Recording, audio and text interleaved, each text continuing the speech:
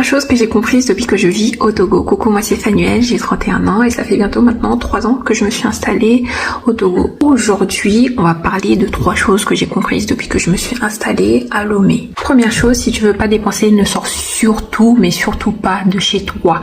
Et encore, même en restant chez toi, les dépenses peuvent venir te trouver là où tu es.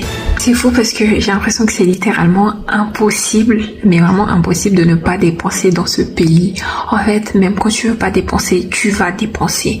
Même si c'est pas volontaire, on va te prendre de l'argent. Tu le veuilles ou non, tu vas dépenser. Même tu ne sors pas de ton lit, mais tu restes dans ton lit. Et encore, il suffit qu'il y ait une coupure de courant ou quelque chose et que tu aies quelque chose qui saute là chez toi, c'est fini, t'es foutu.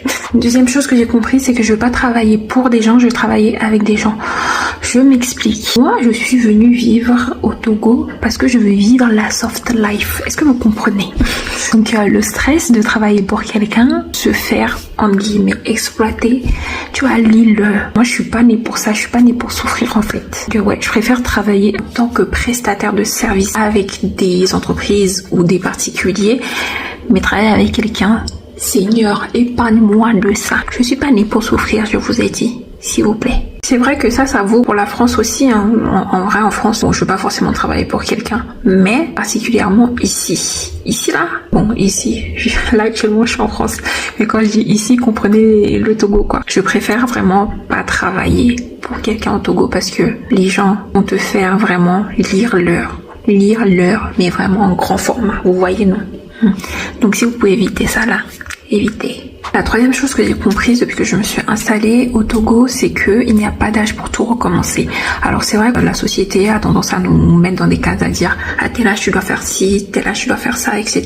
Mais c'est pas vrai. Franchement, si vous voulez que ce soit à 20, 30, 40, 50 ans, tout recommencer et tout reprendre à zéro, mais vous avez totalement le droit et vous en êtes capable en fait. Le tout c'est de se donner les moyens. Si cette idée est venue dans votre tête, c'est pas pour rien. C'est que forcément ça vient de quelque part, c'est né de quelque chose.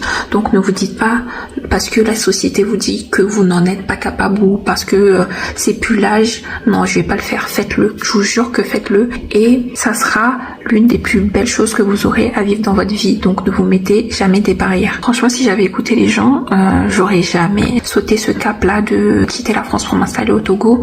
Et surtout, j'aurais abandonné depuis tellement longtemps parce que forcément, sur la route, t'as des difficultés, t'as des barrières sur ton chemin, mais le tout, c'est de savoir passer au-dessus. La quatrième et dernière chose que j'ai comprise depuis que je me suis installée au Togo, c'est que je suis née pour vivre au soleil, en fait, les gars. Là, ça fait